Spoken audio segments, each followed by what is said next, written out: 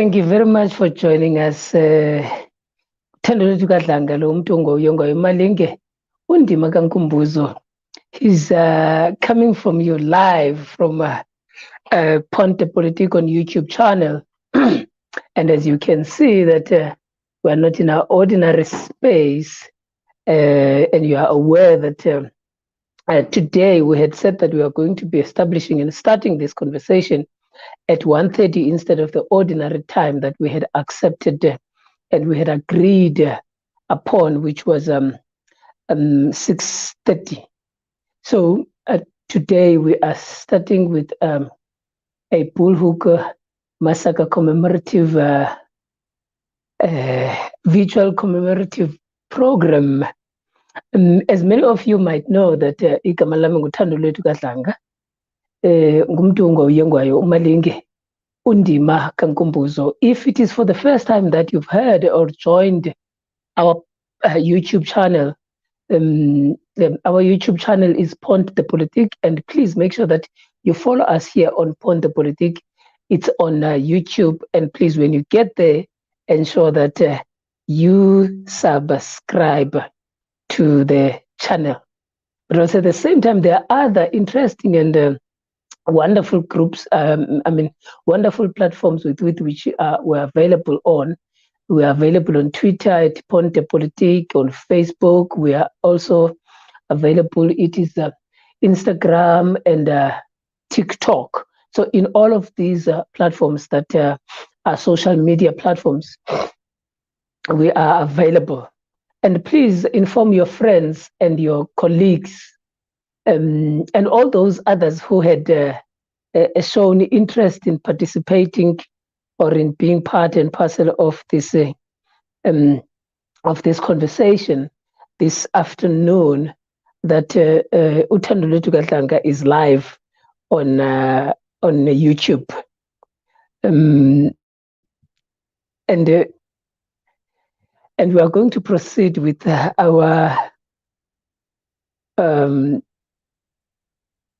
our commemorative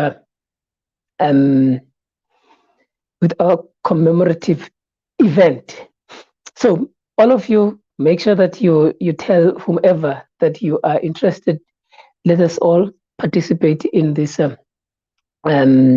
conversation about this BULHOEK massacre that occurred about 102 years ago.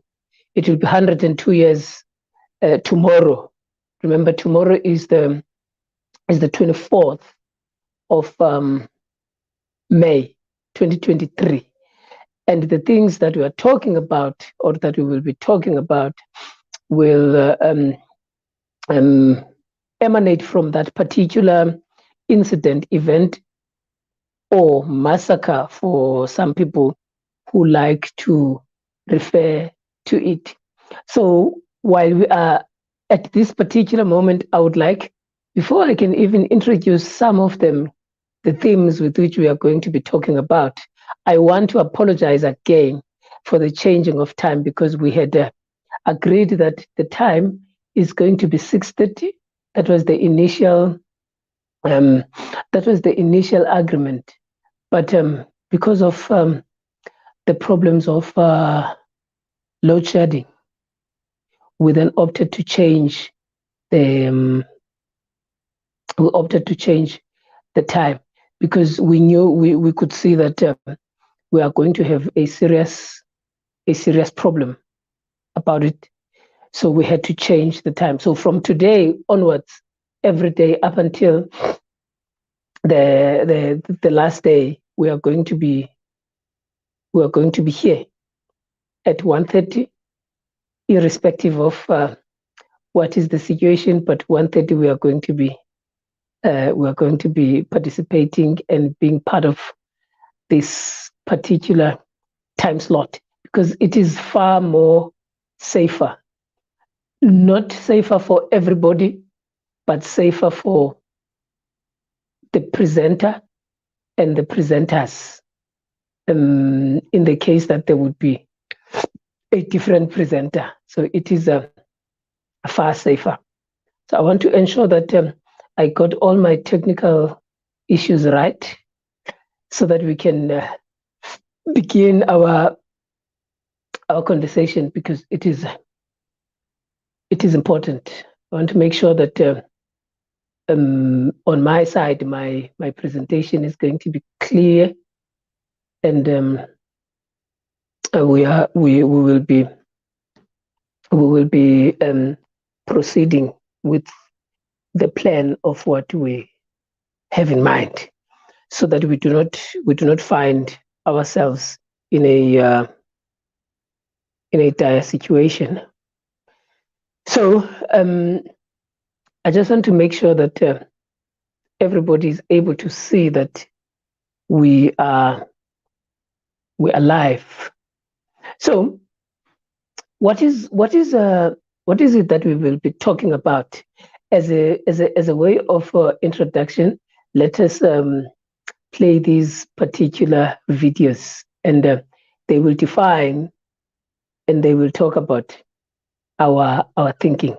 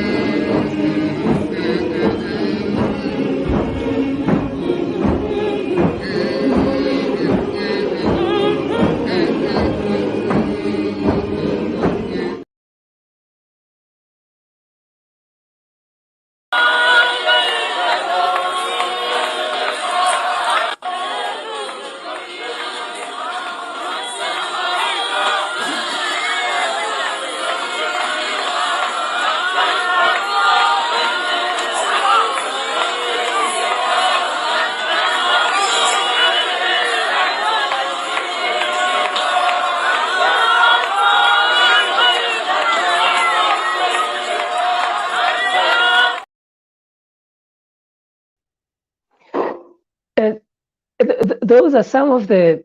I thought I should present those 4 videos for a particular reason, because they give an overview of what we were preparing, or what we think we are going to be talking about. Especially the last one, which I think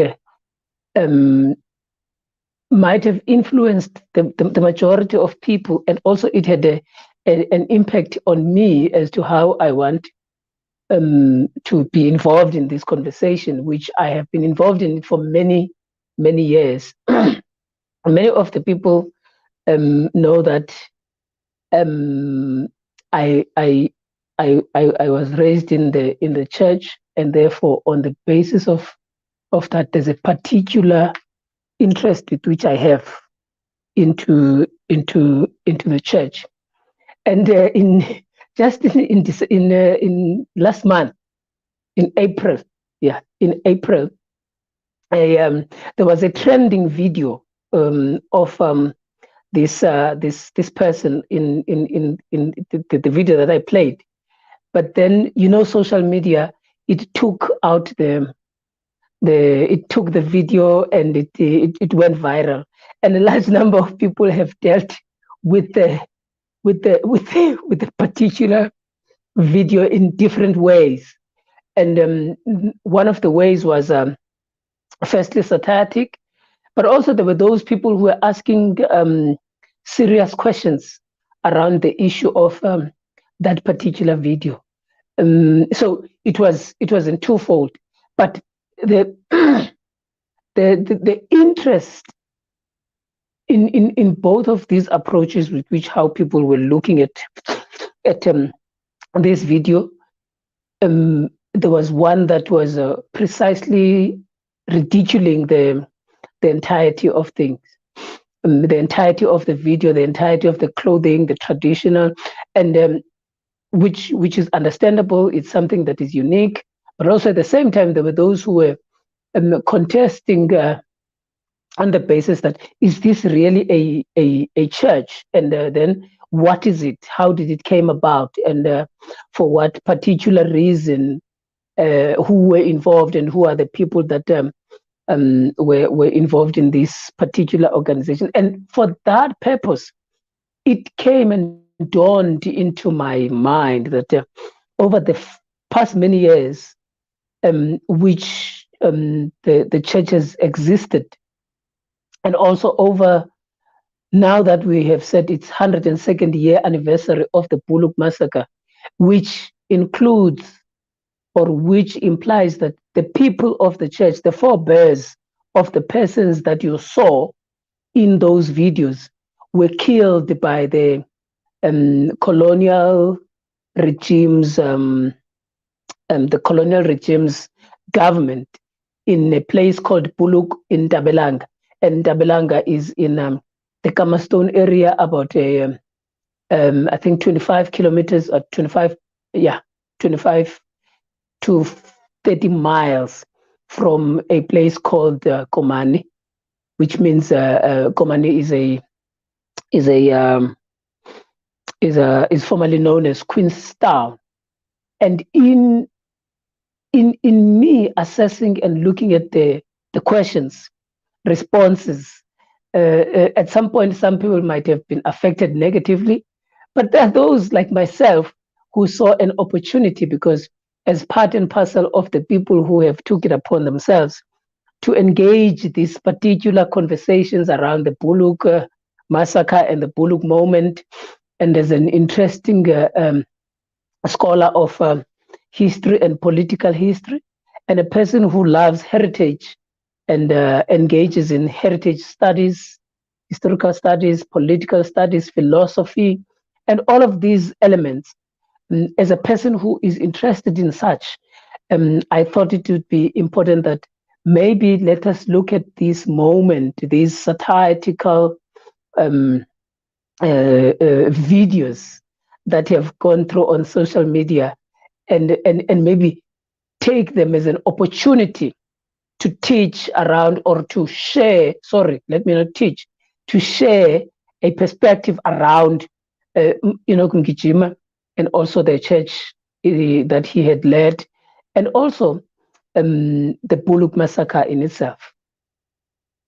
The second aspect was that there is a municipality that is named after Enoch Mgijima, and Enoch Mgijima has been, as a person, or as a name, let me put it like that, Enoch Mgijima as a name has then become famous for this negativity, the corruption, and the so-called building of a stadium in the Enoch Mgijima municipality, in the Lesseton village or Lesseton location.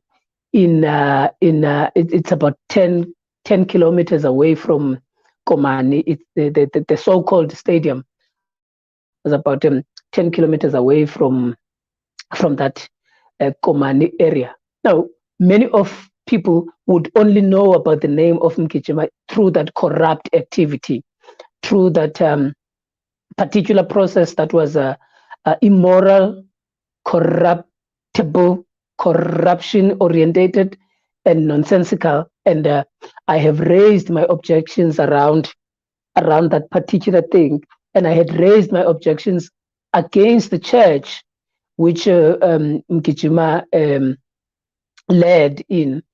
about their quietness on speaking around these ills that are happening in the municipality that is named after this great man. Great man for now, up until you make the decision as to whether Enoch Mgijima was a great person or not. So there has been political developments around the Enoch Mgijima municipality, and there has been complaints around the service delivery.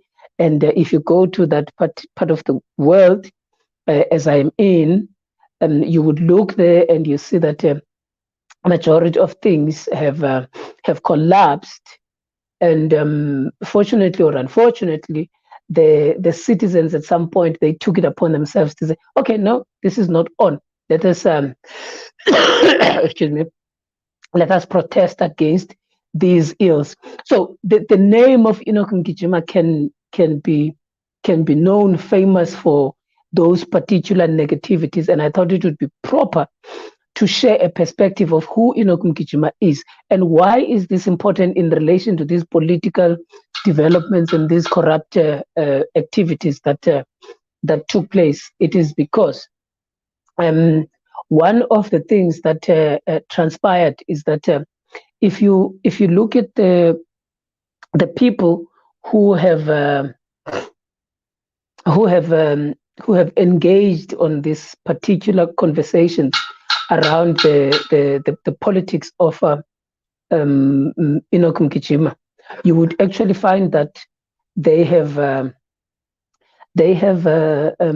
had a serious problem around one,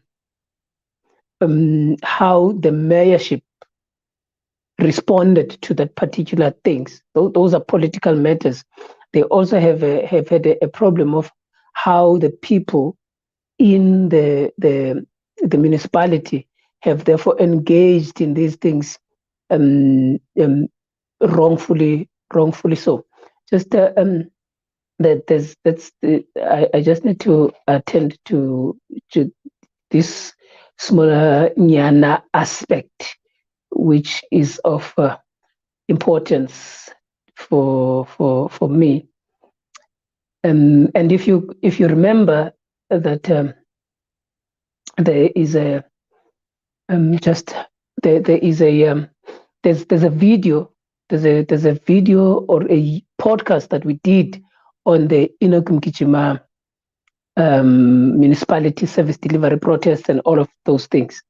And if you look at that, what we're trying to raise is the contest to say there are people who are using certain things against the name of Enoch Mgijima.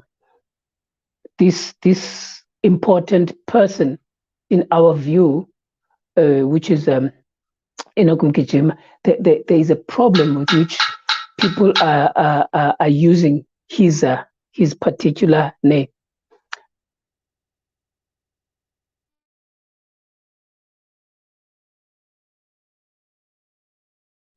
There are problems with which people are using this Enoch Mgijima municipality for their own ends. But then the problem is that the name associated with the municipality therefore shifts from a person of high moral ground and also of good standing in society, especially of African people, and lastly, the person who took it upon themselves to ensure that they build and rebuild the Black community in that part of the world. But lastly, a person who contested the power hegemony and oppression of the Europeans in Africa just at the period of after World War I. So why is this important? It is important on the basis of this. And I want to repeat this particular video because it is important to me. I want to repeat it.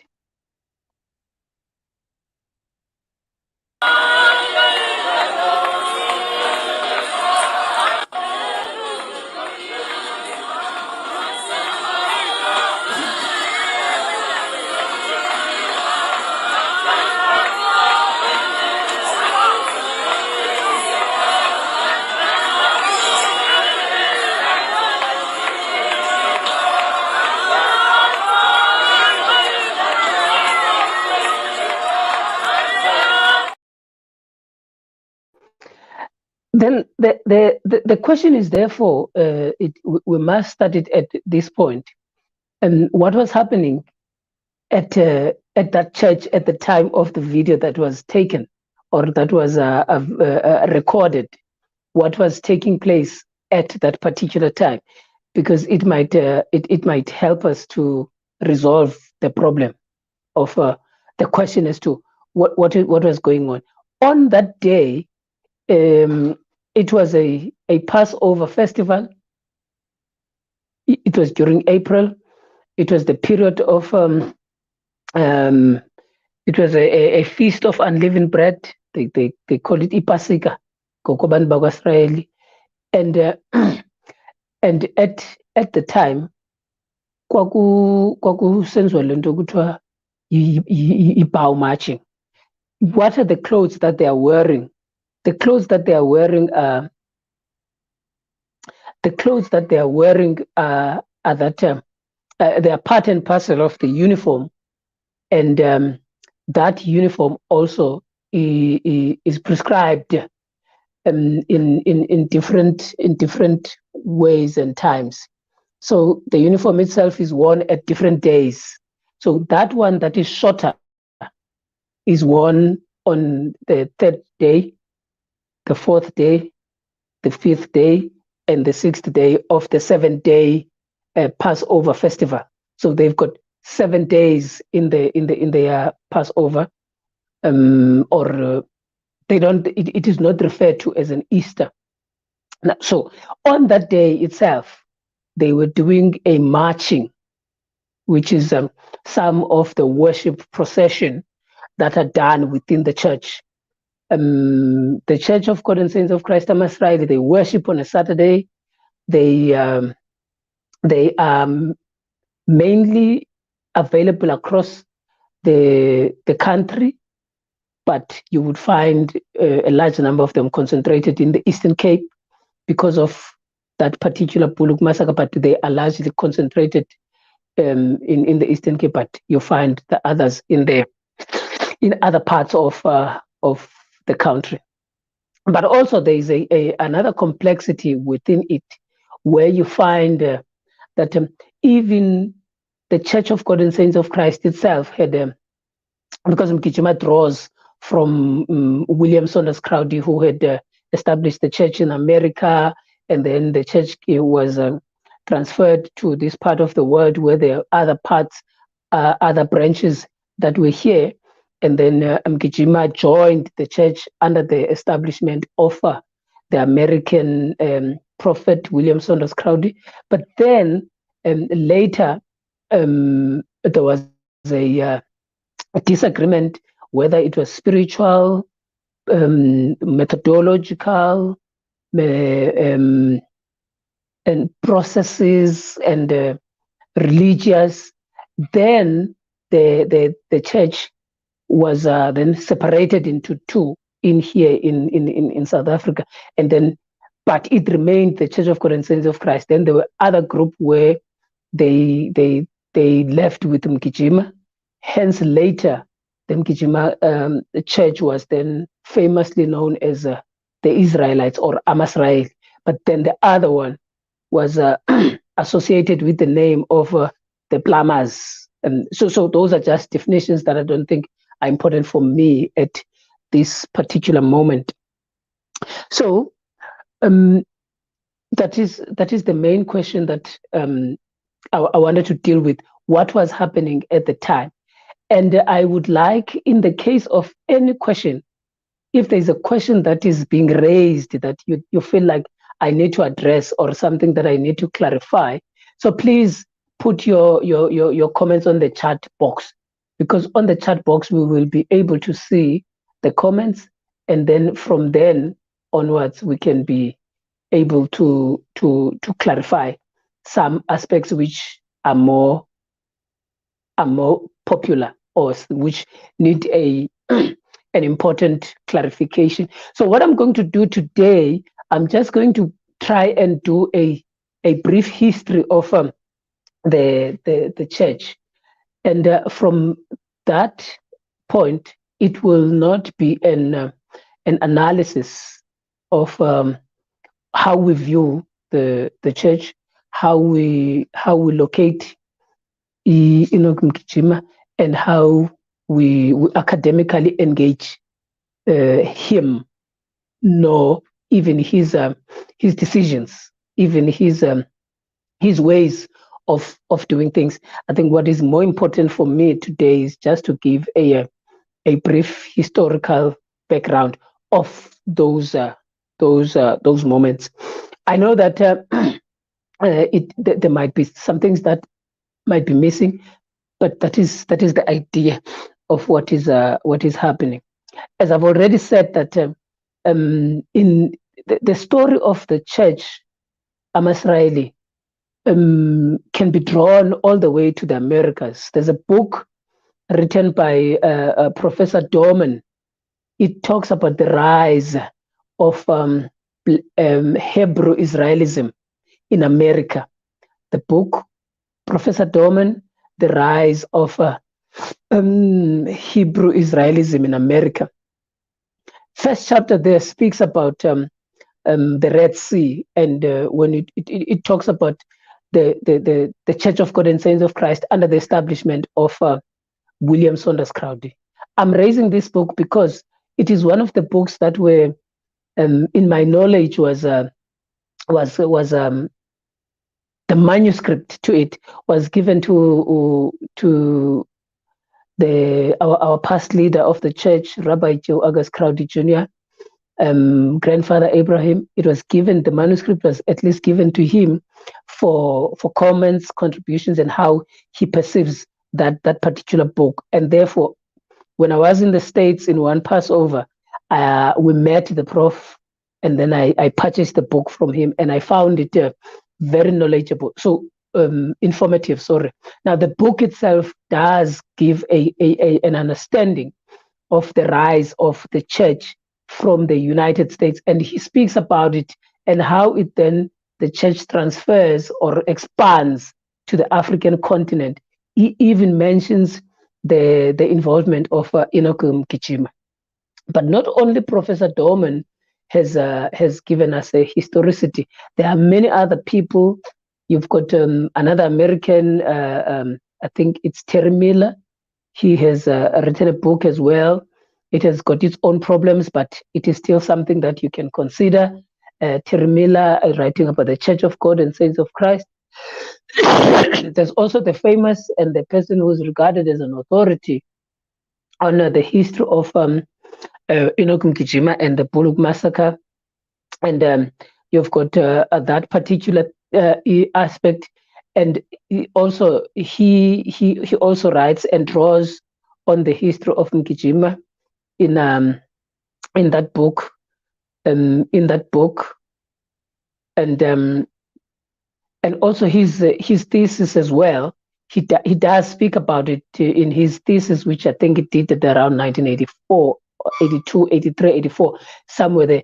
Also, he draws about where does Mgijima come from. But also, there are other people, historians of the church, who have had a great knowledge, and some of them, they imparted this knowledge not only to me but to also others. So the linkage of the Church of God and Saints of Christ is drawn from that particular vintage point of the United States of America. There's a long history in it, and it includes a large number of people. One of those people was an African. He traveled.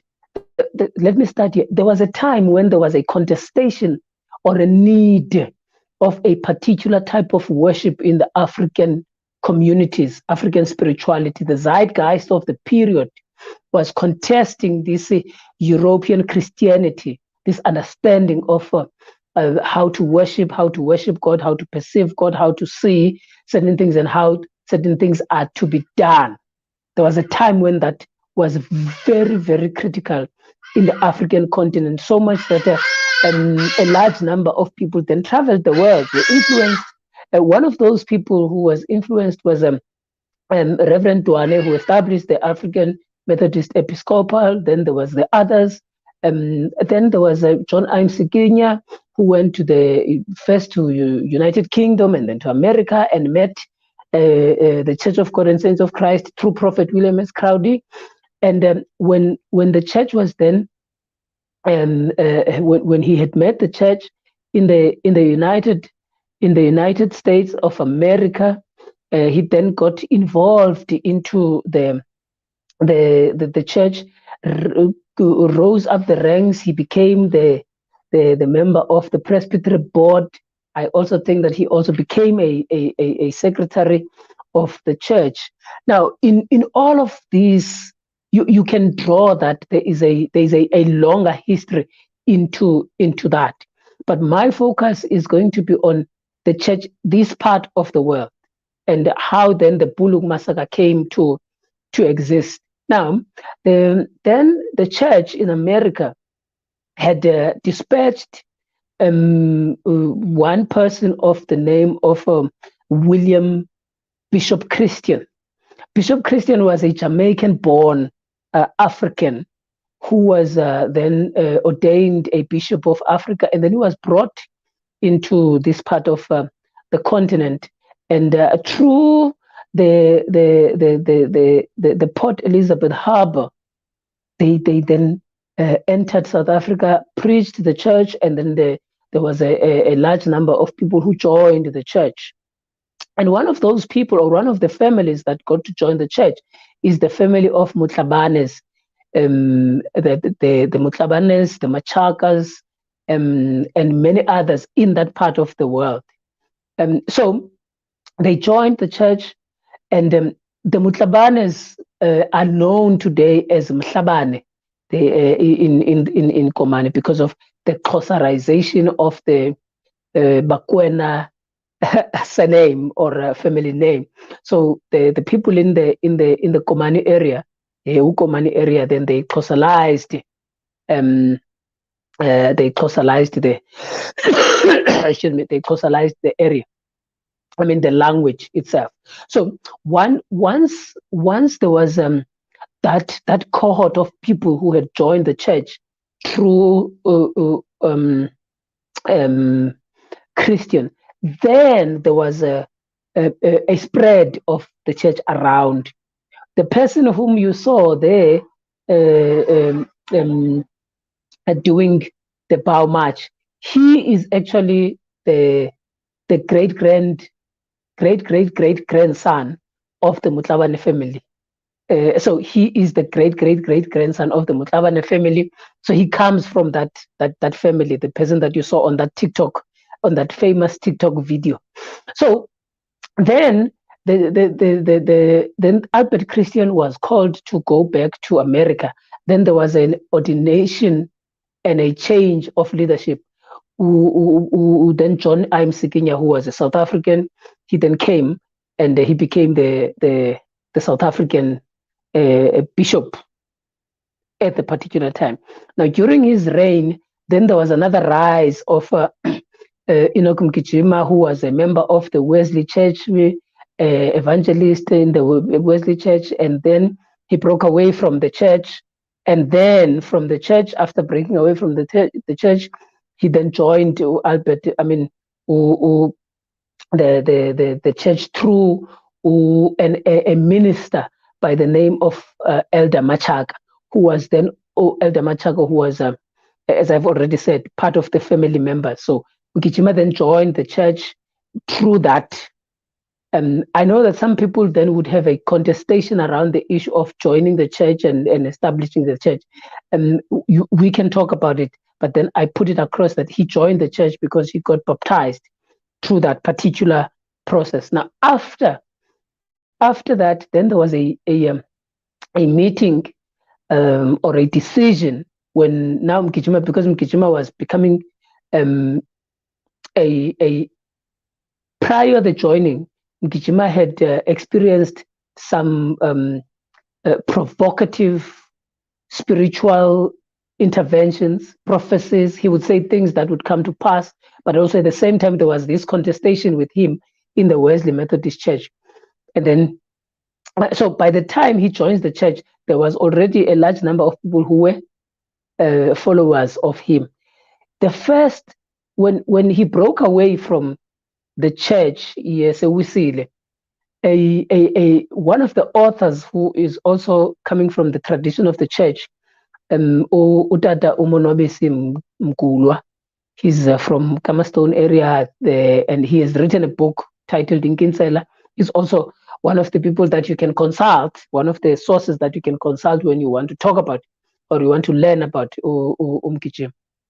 So he says in the book, the day, it was an Easter service, the day that Mkijima left the Wesley Church, it was in the evening service, and the first people who joined him were the Mkulwa family, and the first place of worship that was organized for the church in Kamastone was the Mkulwa household. So then Mkijima joined the Church of God and Saints of Christ, and later there were disagreements around the 1912, 1913 period. There was disagreements. There was an allegation of fights amongst themselves. Then some people, they disagreed with how Bishop Msiginya was perceiving Mkijima. Also, they disagreed with Mkijima, and Mkijima disagreed with some of the people that came with John I. Msiginya, and there was this a lot of disagreement that resulted in the split of the church, if I were to say it like that. Then there was a group that was moving with Mkijima. Then there was a group that was living with the church as organized by Msiginya. But strangely, Msiginya did not move and go back with the church as he had become its bishop. He remained with Mkijima. Now, as years had proceeded and gone forward, then the church was then divided in these two aspects. Earlier, you remember I said then they were known as the Mkijimas or AmaSirayeli, and also they were known as the Plamas. So the church, therefore, as understood in the Americans, as originated in the Americans, was therefore known as the Plamas. And then the church, as now being led by Enoch Mkijima, was then known as AmaSirayeli. Now, later again, in the years, there was again a disagreement with Mkijima and Msiginya ended up being excommunicated in the church, but remained again in the church, and Mkijima was the leader of the church. Now, many years around that particular period, this is happening around 1912, 1913, and around 1912, 1913, there are also socio-economic developments around the society of African people in South Africa, but also in the region of the Eastern Cape. One of the most critical and important things that transpired at the time was the adoption and enacting of Land Act, Natives Land Act of 1913, which the famous Sol Plaatje of the South African Native National Congress has written about it, and he said, on 1 June morning, we woke up as African people as pariahs in the land of our forefathers. And immediately after that, then there was the World War I, and after the World War I, there was this something that was referred to as the plague, and all of these other things that were taking place in that in that time. Now, one of the things that was problematic in that time was that there was this need and this contest of the land around that region. Remember, I said the Native Land Act influences these things, and the church is proceeding. But now, from 1916, 1917, 1918, I'm running through this process. You then realize that there was a problem between the AmaSirayeli as the Africans and the non-AmaSirayeli Africans with the white people, with the government, with the way that the government is doing things. Now, then as the popularity of Enoch Mkijima rises, the popularity of Mgijima rises, and then you find that there are people coming into Ntabelanga. Some even stay there, and others get in and get out. There is this, some stay, some they don't, and all of that. And now, then the state, the colonial government, the colonial regime provides, therefore, the provides therefore an allocation of land. There's a comment that just came in from Ingonyama, and Ingonyama is asking, is there a history of Shembe like this? I'm not sure, because I haven't. I think there is, but I have not took the time of engaging the Shembe history. But thanks for that. If there's anybody who's got any information about that, please direct us, so we might also be interested and go and look into it. There's also Ubongani Unkopho, ngumtaxi lo, siyazalana. So he talks about, he makes a comment where he says, the history of AmaSirayeli has often been narrated as it is a story of religious fanaticism. And when we grew up, we then came to understand that there was more you can put than the story in the context. I'm not sure if I read it correct. Oh no, sorry, I read something wrong. History of AmaSirayeli has often been narrated as a story of religious fanatics, but as we grew, then there's another point that he makes. He then says then there's often been told as a story of people with religious fanaticism, and when we grew up, we then realized that there's a story. You can put more in context according to your understanding. I think he's asking me a question. Bongani, can you please ask the question, my brother? I'm struggling to get the point that you're putting across there. There's also another comment from Dana Mahoka. It is directed to me. It says, Thando, for this extended explanation, colonialism is based on capitalism, patriarchy, racism, imperialism, white supremacy. White supremacy is supported by false idea that Christianity is Western.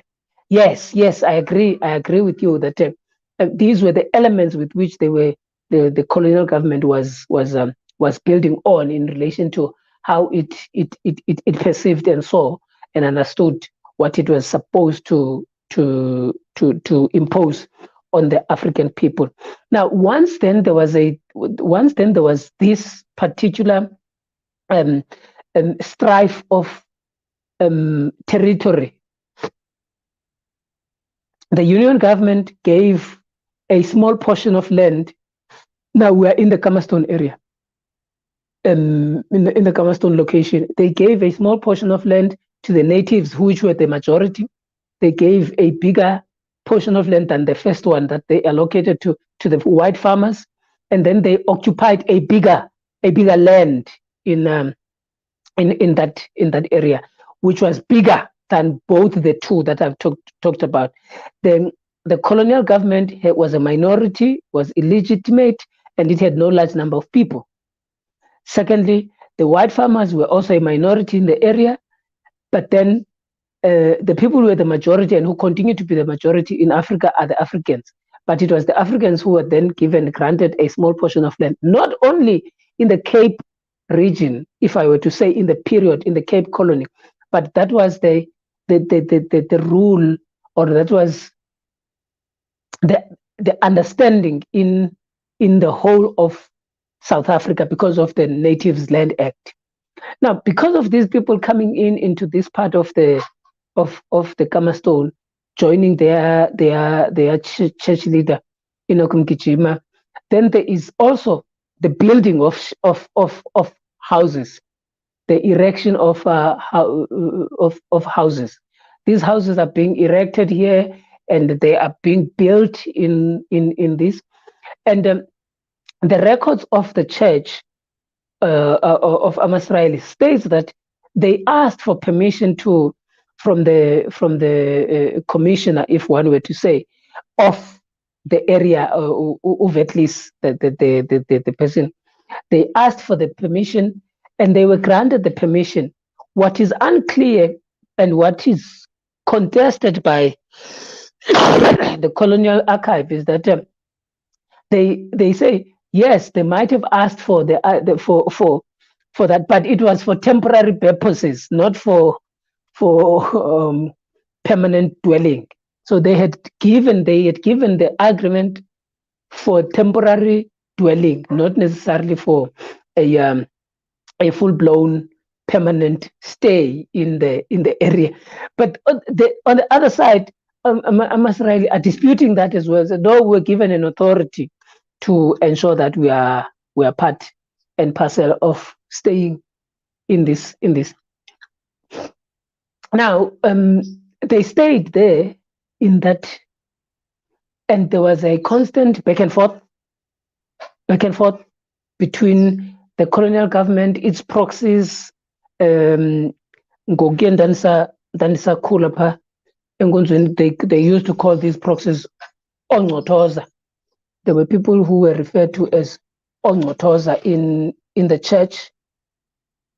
And now these proxies were the representatives of the government coming to Enoch Mgijima and AmaSirayeli to engage them and say, please don't do this, do that, and all of these elements.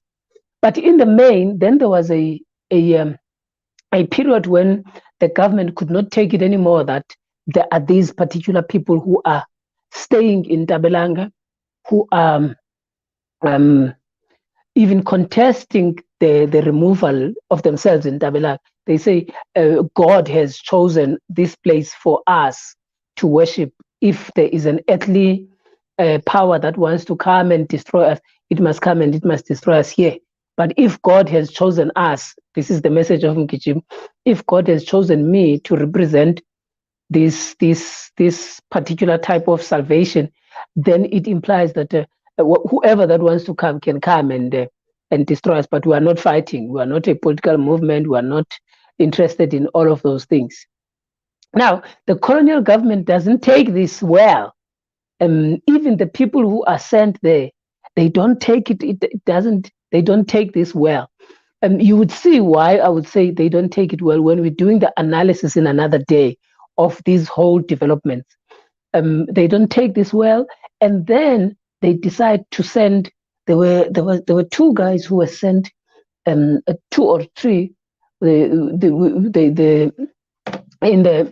In the history of this, I just want to see what is their names to ensure that I don't mention Abandaba wrong. There were a few guys that were sent to Enoch Mgijima to go and talk to him. Their names were Sol Plaiki. No, man, no, it's not these ones. No, I'm sorry. There's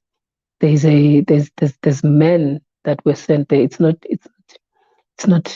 Plaiki. But there was a delegation. We will find that. I just forgot their names. There was a delegation that was sent to Mgijima to say, "Hey, before stop this thing, man. The colonial government and what. There's rules and all of these elements." But Mgijima stood and said, "Ntabelanga is the place with which our salvation lies on. And God has spoken to me. I'm a prophet of God, and I'm sent by God in this way, in this way." And then the government could not comprehend this black man engaging them in the way that he was engaging. And the people were there, and there was a complaint around the farmers saying that the people of Mgijima are stealing their sheep, they are giving a strife to their land and all that. So there was this disagreement amongst the government and AmaSirayeli. By the late 1920, there was just a not so good relationship between Mgijima and the white residents, that is the white farmers who were around Ntabelanga, because now Ntabelanga or the BULHOEK had been created as a isxeko, as a city, as a place where AmaSirayeli would stay at. Now, then there was there were certain things that were not taking place. Therefore, one, the white people were not allowed to enter. Two, when there was a claim, there was a claim of stealing of sheep, and there was a disagreement again. Then the police went and wanted to go and arrest these accused, which were AmaSirayeli men who were accused of infringing on the rights of this white Matushek farmer, stole whatever that they were alleged to have stolen. But Mgijima again stood his ground and said, we're not going to do that. We're not going to release this person. First of all, if these people have stolen, Mgijima interprets that in more religious ways. He says, okay, you say you want to arrest these people, but these people are here and they are worshiping, and therefore they have sinned. And if these people have sinned, we must understand them to be like God is going to forgive them, and then God is going to change them. So you're not going to get them, basically. That was the conclusive evidence, or the conclusive statement. You're not going to get them. You're not going to get anyone. So then there was this antagonism that was also taking place between the AmaSirayeli and also the government through these white farmers, and the perception of AmaSirayeli as a fanatic group, or as a political movement, or as a contestation to the colonial authority. These elements and points that I'm talking about, we will analyze them at a later stage. But for now, we're just talking about the summation of this particular history. By 1920 December, there was a constant conversation between the state and the AmaSirayeli, where they were being asked to get out and all of that, and disagreements, and AmaSirayeli like, nope, we're not living here. God has said we must be here, and therefore we are remaining here. So the colonial government cannot take precedence over the word of God. The colonial government cannot take precedence over our salvation. The colonial government also cannot want to isolate us from this particular land which God has pointed us into. So if you want to come and kill us, you can come and kill us. This is the message that goes to the government from Kijim. In December 2020, there is a strong messaging which we will talk to at a later stage as well, when Mkijima speaks to this delegation of these men who were sent by the government to come and speak to Mkijima. He speaks about how he understands God and his interpretation of salvation, his interpretation of liberation, his interpretation of how these elements of the future, religion, and all that, how he understands them, and how God has presented them to him. Now, there's something that I missed earlier in the earlier years after the establishment of the ANC. Enoch Mgijima had given a message of support to the South African Natives National Congress, and he spoke about that the Congress movement that was established around 1912 in not in Mangaung per se, but there's a part of in Free State. When he said to them, we are involved in the same struggle, but ours is a spiritual one, that is Mkijima, and yours is a physical one, or let's use more a biblical language. There's a celestial and a terrestrial. So there was the other ones were involved in a celestial, the other one were involved in a terrestrial. So he gave that particular messaging to them. He gave it to them, and I think it is important that it must be understood within that dimension. That's why he said he's not a political. The AmaSirayeli are not a political movement, as in his understanding. But he then had given them, the ANC, a message to say we are in the same struggle. And then you will see why this also part becomes important when we're analyzing and engaging Mkijima in another day. and AmaSirayeli. Now, by 1920, there was a clear antagonism between the government and the AmaSirayeli. By February, it's clear that kuzaliwe. By March, April is the time of the Passover. You remember the video that you saw, that guy wearing a short skirt? It was there is that is taking place. It's April, and 1918, 1919, 1920. There's a large number of people who get to Ntabelanga. They even stay now. It's no longer, it's strips and pieces of those who leave. There's a large number of people who stay there.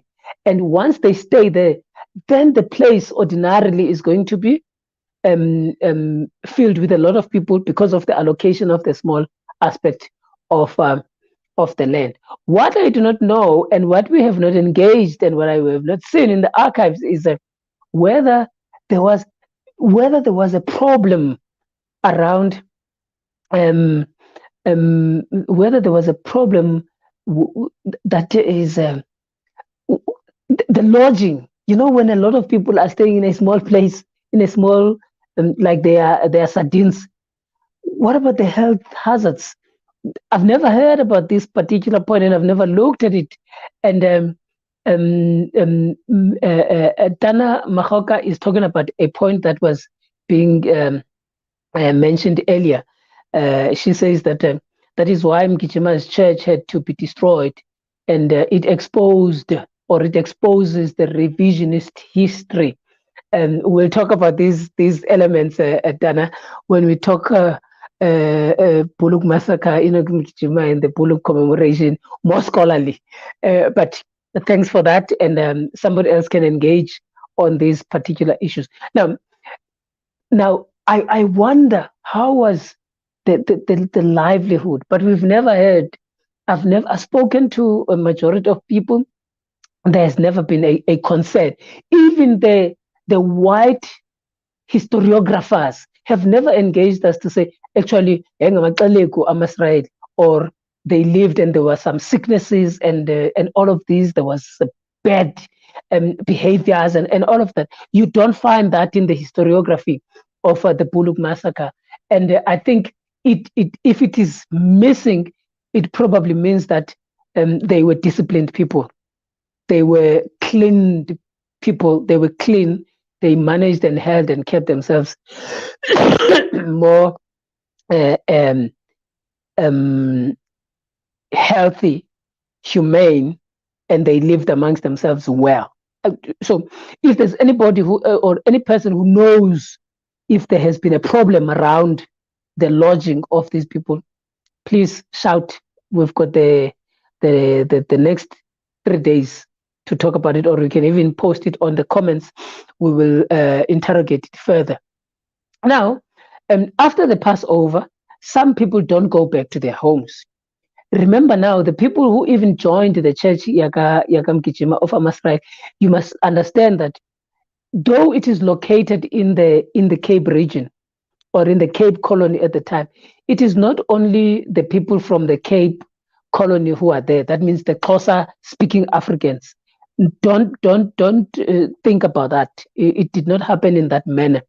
There were people who were coming from what you refer to now as Limpopo, Pietersburg. There were people, it was Northern Transvaal at the time. There were people who came from areas like in the Greater Transkei. There were people who came from the Ciskei. At the time, there was no Ciskei. You must know, there was no Ciskei, there was no Transkei, but there was people who came from the areas as far as upper of Orange River. There were people who came from different places. So they came there, and they were part of that. Now, remember I said there's a development, there's a contestation between the government and AmaSirayeli. By that Passover, the colonial government was like, we don't entertain this thing anymore. Again, this Mgijima nonsense must come to an end. And then there was a dispatching of police in the month of May. There was a dispatching of soldiers in the month of May. And then on the 20th, it was like the situation was clear. Mgijima was also clear in his outlook. He never stopped, maintained the consistency that we are not living here. One of the messages that came was that the people who are in the men who are belonging to the AmaSirayeli must move, and they are going to be taken home, or they are going to be distributed to go and work in the mines. The response Yakam Kijima was like, no, I did not preach for the mines. I did not preach for you to take the people to go and work in the mines. Now, do you see the problems which also he confronted to then say, but these people are saying, we take the land, we then take your cows and sheep, we suffocate your space, and then we then say, we've got actually a job for you so that you can make money. So you see this contestation between the development of capitalism also in the region and the engineering of poverty of Africans in the region, and also the need for this cheap labor by these colonialists by then take the land, take the resources, and then say, we've got a space for you where you can work. So Mgijima said, no, I don't agree with that. These people were brought here not by me, but by God. And if there's anybody who has to go or who says that they were brought by me, habatsamai isicabha sikhona abahambe babuyele ekhaya. Ukuba ukhona umuntu othi ubizwe ngumgijima apha, I paraphrase, makathathe izinto zakhe agoduke. That's what he said. And again, some people left. Unfortunately, also in the historiography of the church, some of these things are not being mentioned. There are people who left, but the majority of people, men, did not leave. They remained. Now, on the 20th, on the days preceding the 24th, which is the day of tomorrow, the day of killing, not the day of dying. Those people did not just die, they were killed. On the day of killing, the days preceding that, there was a large contingent of police, soldiers who positioned themselves in the Ntabelanga area sorry, to ensure that they have a good view of these so-called renegades of AmaSirayeli. Now, on the day in question, it was the church AmaSirayeli had different times worshiping. It worshipped 4 times in a day. There was a service in the morning at dawn. There was a service that was starting at 9 and 10, between 9 and 10. There was a service that was in the afternoon. There was a service that was in the evening. So in the day, they had these 4 church services that they were engaging in. Now, then the previous day, before the 20th, the colonial government police soldiers had already scattered and positioned themselves in Ntabelanga. Now, the way that Ntabelanga was built was, it was encircled. It was built around the households.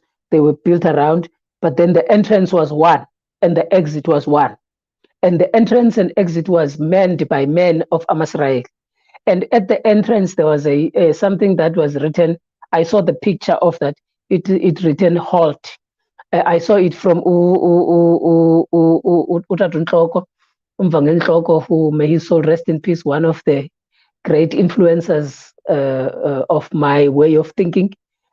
So I saw that picture. It was written halt, no admittance. So it was at the entrance of the city. I'm saying the city at the entrance. So you would then see men strategically located there. Now, the police did not use the entrance to get into the they used the mountains. They moved within the mountains to come to Ntabelanga. And their initial station was in Queenstown, Ekomani namhlanje, and there in Komani, there are people who say Kuse Square, who Kuse Sekilane, next to ShopRite. That's not a Sekilane, it's a hexagon. there's a Hexagon Square. There was a hotel there. It was called a Hexagon Hotel. The leadership of the colonial army was in that hotel in at the square in Queenstown. So at that particular hotel, the agreement as to when to dispatch, how, what is going to happen, and all of that was agreed there. And they agreed that we are going to cut the land.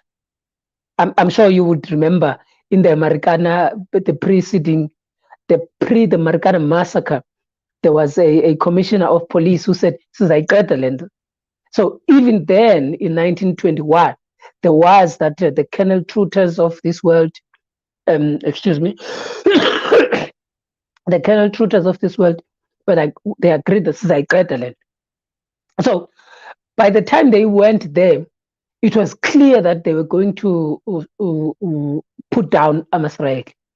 Now, on the contestation of AmaSirayeli, there was readings and writings that were written by white people, journalists, historiographers, history writers, colonialists, and one of the written work was written in the Daily Representative, a paper of the area. It said, and it claimed that AmaSirayeli said they are not going to get out of Ntabelanga because they believe that the firearms of the colonial regime's army are going to turn, instead of producing bullets, they are going to produce water. This has been the same propaganda that has been used against all the many other massacres against the African people. So that was also there in the 1920s. It might have been the start, or it might have been something that was then later adopted. So on the 24th, look, today is the 23rd. Ne? On the 23rd, there was an all-nighter in the AmaSirayeli church, and then on the 24th, the following morning, there was a morning service. And during that morning service, during that day, Enoch Mgijima had asked the men to go and wear those short clothing. Remember the video that I was talking about? The video that I showed you about TikTok? They wore that particular uniform. Now that uniform, in its traditional or in its classic sense, it is white. It is not creamish. It is it produces a glaring white reflection. So it is clear. Now, when Mgijima had asked these men to change to that particular uniform, he said, I want you to be reflective, but also at the same time, this is the uniform of heroes. So we clear now today, but it's going to come down. Now, AmaSirayeli, there has always been this perception that AmaSirayeli, on the day in question, were just shot and massacred. I disagree with that view. AmaSirayeli had created formations, military formations, that they thought they were going to be able to fight back. So they had created those military formations. They were not killed just merely because they were just standing there and they were massacred. No. There was an intention to fight against the colonial army. Unfortunately, the unjust firepower of the colonialists eliminated a large number of them. And it is for this reason that I always argue against the massacring of the AmaSirayeli, to say that they were massacred. I always, again, we will talk about it at a later stage. So on the 24th of May, Mgijima pled with his men. He created different regiments. There was an older man regiment, there was a younger man regiment, middle-aged regiment, and all of that to confront. Remember earlier, the confrontation probably was not clear, but this time around, like, we're going for this thing. Within the uniforms, AmaSirayeli, they had what they call knobkerries, like swords. In my church, when I went in the States, I've seen how the representation of the sweats. I've seen it when I was in the US, with those sweats and all that. Now, then there were different regiments that were put, and these regiments, and then there was also the negotiators, or the perceived negotiators, but there was no negotiation. Now, they went, or earlier I said, the church is, the city is built, the houses are built around, and in the center of this city, there is the tabernacle, the place of worship. So everybody, if you get out and you go into the center of the city, there is the tabernacle. So everybody on the day, in that particular morning, they came into, everybody besides men, just women and children, they were in the tent worshiping and doing whatever that was being done. And then the regiments were outside, who are going to now confront, or they're going to see how far is the colonialist army going to take them. Now, inside the tent, the place of worship, they were worshiping. They were singing songs of praise, believing in whatever that is inevitable, and they had accepted the situation. Now, outside, then the colonial regime, it is recorded in the church historiography and in the archives of the church that at 12 midday, the church normally prays. We pray at 12 midday. It's part and parcel of the religiosity of the church, practice and methods of worshiping in a church. At 12 midday, in the tabernacle, the people were praying. Also outside, the regiments, 12, everybody knows, 12 o'clock, they were praying. Where is Mgijima in all of this? Mgijima was standing in a place where I remember Utatu Ntloko showing me this. It says, Uba Umlindi was standing there. Why me pa Uba Umlindi? If you go to Ntabelanga, it will be clear where he was wearing a red robe. Now, if you look at a person who wears a red robe and the persons who are wearing white clothing, it's clear that during the day you can see, okay, because of the color of the red, you can see it. And also during the people who are wearing the lighter robes, the ones that I was talking about in the video of TikTok, also they themselves, they were easily reflected. So you would not want to not see them. But then there was a person who is a brother of Mgijima. He was the lieutenant or the commanding officer of these regiments. His name was Charles Mgijima. He served a prison term with Mgijima in the same prison. And I think they were seen as the instigators, Mgijima as the primary, and then his brother as the secondary instigator. At the time, when all of this thing is happening with the regiments, he is using a horse, riding between these men, AmaSirayeli, sithi-ke engqiyaza ngesixhosa sithi engqiyaza ngaphakathi kwalamabutho akwaSirayeli, ewamisa kakuhle alungiselele imfazwe umsindo zayo. AmaSirayeli would refer to that as umsindo zayo. Now, engqiyaza, the historiography of the church also states that the horse itself was sweating because of the amount of movement that it was doing on the day in question. Now, the one that was 12 o'clock, and at 12 o'clock, they started to pray. There was a clear demarcation to say, we're not living, you rather take us out here dead. And the white people, the colonialists were like, we're not also living here, we're going to destroy what you are doing here. 12 o'clock, a few minutes after 12 o'clock, then there was a shooting. Some people who were in some regiments at the time, they were not approaching. They were shot while they were still sitting. In the historiography of the church, there is that some people were shot while they were sitting, some people were shot while approaching, some people were then shot, and the danger or the most fatal shots were done or were shot at by a Maxim firearm.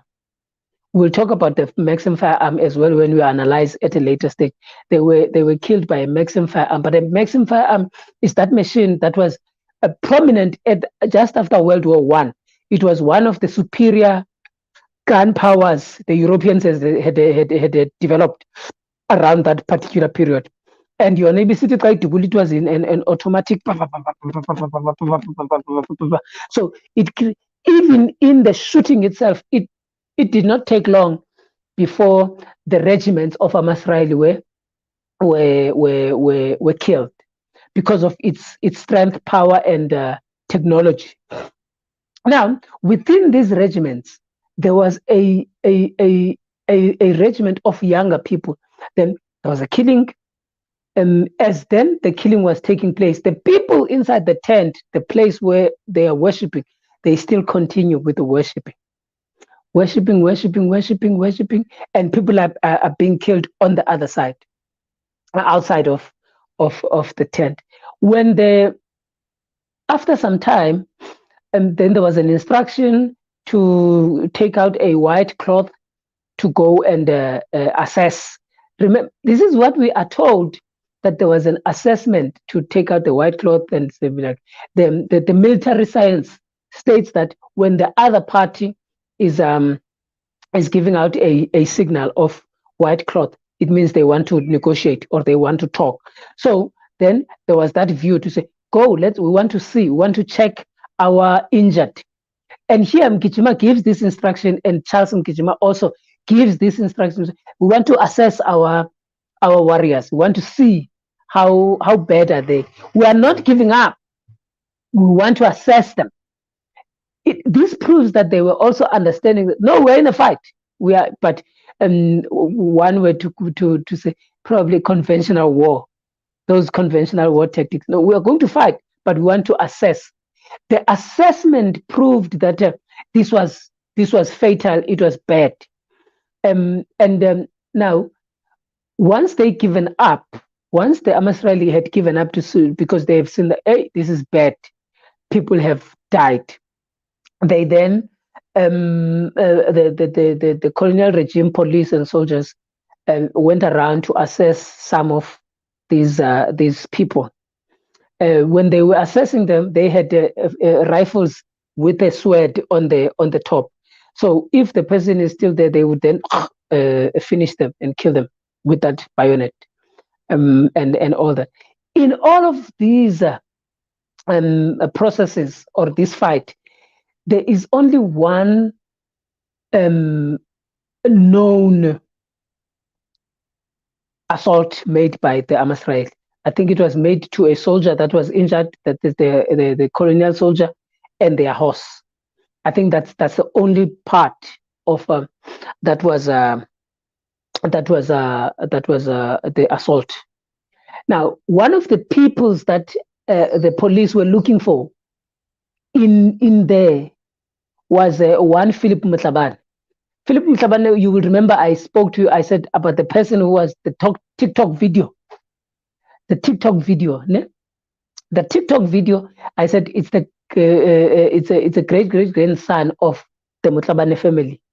And also, when the church was splitting at the time in the earlier years, there was a Charles Mutlabane who did not go with the Mgijima group, but then his brother Philip Mutlabane had. That's why you are able to see that guy there as a great grandson of the Mutlabanes in the Mgijima group. So, the police were looking for this person by the name Philip Mutlaban, and they found him injured, shot and injured, not yet dead. And then the police asked, who is Philip Mutlaban? They were looking, are you Philip Mutlaban? I feel they kept on looking around for those who were still alive. Are you Philip Mutlaban? Are you Philip Mutlaban? And once they arrived to the real Philip Mutlaban said, yes, I am Philip Mutlaban, and they killed him on the spot. So that's how prominent that Mutlabane person was in that issue. But then the brother Tufiri Mutlabane, who had not gone with the Mgijima group, he became the evangelist at large of the church, which has not gone with, that is not the plumbers. He became an evangelist at large in that part of the church, up until he then died in later years. And also his remains are unknown as to what happened to him, because he moved from Ekhini to preach. The historiography of the church also says that he moved to Ekhini to go and preach and engage and spread the gospel around the KwaZulu area, and then he died there. Nobody knows what happened to his remains. So this Mutlabane family in the Mgijima, I mean in the church in its entirety, has got a prominent history, and it is not a coincidence that a Mutlabane descendant becomes the one that is causing a viral video on the social media. I'm saying that as a joke. I'm not giving people any ideas about what I just said. I'm saying it as a joke. Now, when then the people were killed, when people were dead, then there was arrests that were made, and then there were people who were because now people are dead. Remember, there was a group of younger regiment, younger men, and then there was other. So the colonial soldiers, they burned the city, they took down everything, burned the place of worship. Then they dug, with the help of AmaSirayeli, they dug 2 mass graves. The first one is the one that when the government and the ANC went to do a centenary celebration, or centenary commemoration, in BULHOEK. There's a big grave there. If you go on the internet, also you will see, when you punch BULHOEK massacre heritage site, you will see there's a monument. There is a mass grave there. That is one mass grave, and then there's another one where the younger generation, the younger regiment, was then placed on. It is just across the road. If you know Ntabelanga, and there's a road, there's it on the other side.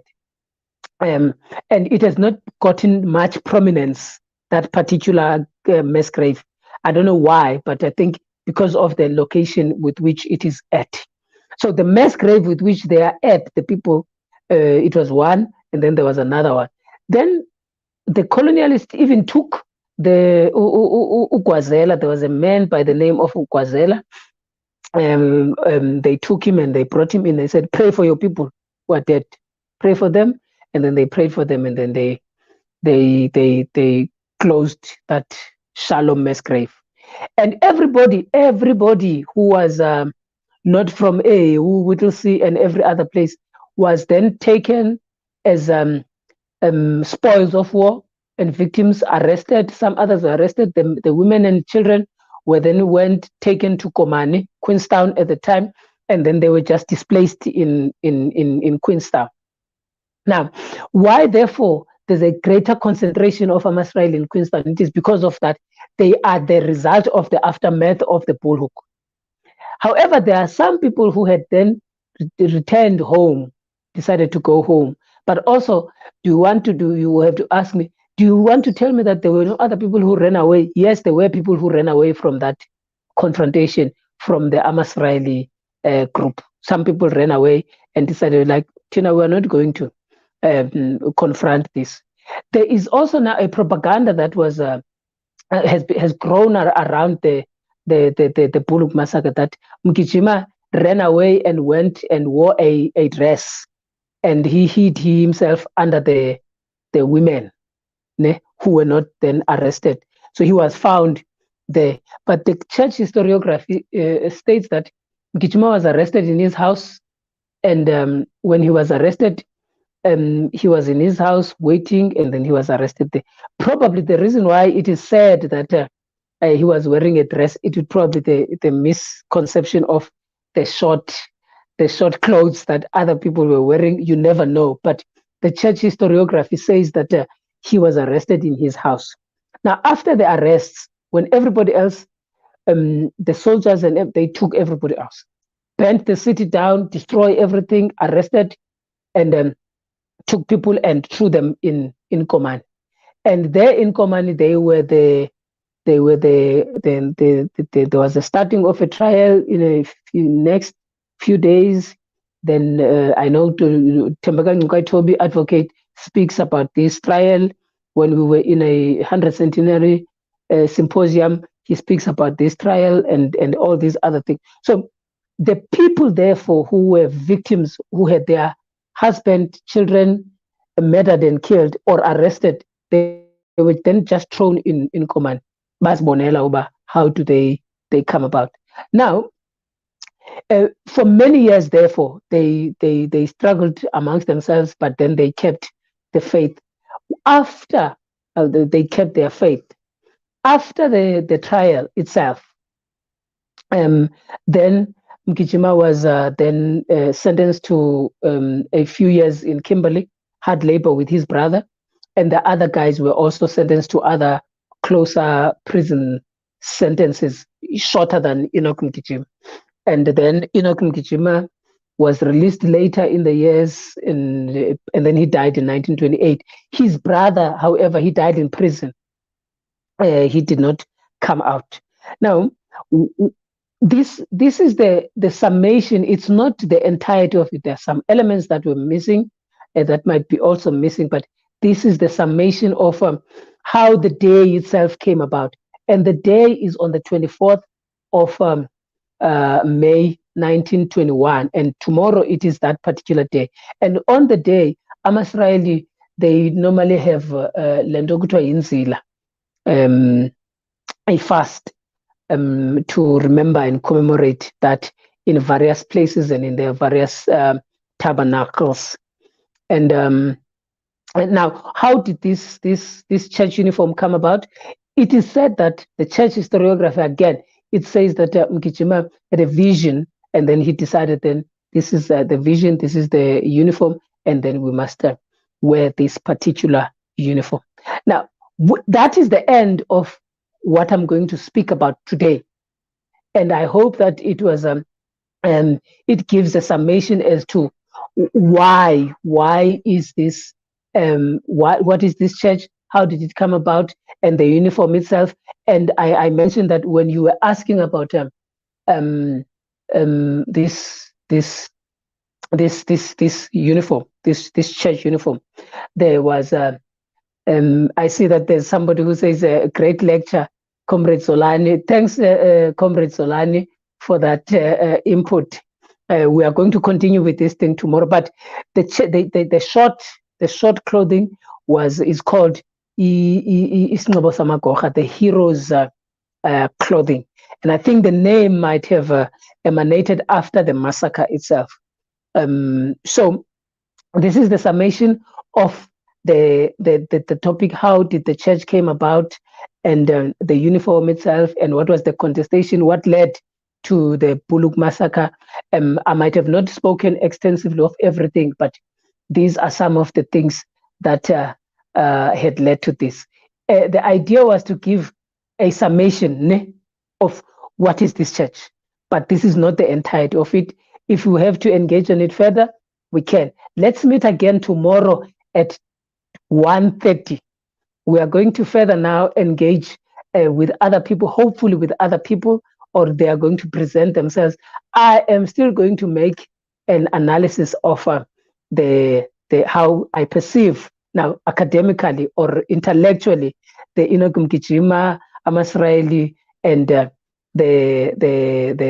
BULHOEK massacre. Thank you for joining us, and I appreciate your time. And I'm going to close with this video. Bye bye. Keep on following us for this week's commemoration. Thank you very much.